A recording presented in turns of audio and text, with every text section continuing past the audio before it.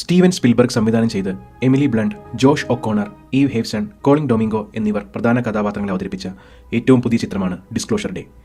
അമേരിക്കയിലെ federal top secret ആയിട്ടുള്ള classified extra terrestrial അഥവാ UAP ഇൻഫർമേഷൻ ലോകത്തിന് മുന്നിൽ കൊണ്ടുവരാൻ ശ്രമിക്കുന്നതും ഗവൺമെൻറ് ഏജൻസികൾ അതിനെ പ്രതിരോധിക്കാൻ ശ്രമിക്കുന്നതുമാണ് പ്രധാന തീം.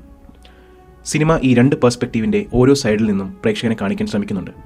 മനുഷ്യ ചരിത്രത്തിലെ ഏറ്റവും വലിയ കണ്ടുപിടുത്തം നമ്മളെ കൂടാതെ മറ്റൊരു സ്പീഷീസ് ഭൂമിയുടെ പുറത്തുണ്ടെന്നും അവ നമ്മെ നിരീക്ഷിക്കുന്നുണ്ടെന്നും ഈ രഹസ്യം അറിഞ്ഞാൽ ആസ് എ സ്പീഷീസ് ഹ്യൂമൻ റേസിന് വരാൻ പോകുന്ന psychological, religious, philosophical, political, economical and cultural ഷോക്കിനെക്കുറിച്ചും ഈ സിനിമ ചൂണ്ടിക്കാട്ടുന്നു. ഒരുപാട് റിയൽ ലൈഫ് റെഫറൻസുകൾ എടുത്തിട്ടാണ് ഈ ചിത്രം ചെയ്തിരിക്കുന്നത് എന്ന് നമുക്ക് കാണാൻ പറ്റും. ഡേവിഡ് ഗ്രഷ് എന്ന US ഇൻ്റലിജൻസ് അനലിസ്റ്റിൻ്റെ വെളിപ്പെടുത്തലുകൾ, UAP incidents and crash retrieval reports എന്നിവ മനോഹരമായ സിനിമയിൽ ബ്ലെൻഡ് ചെയ്തിരിക്കുന്നു.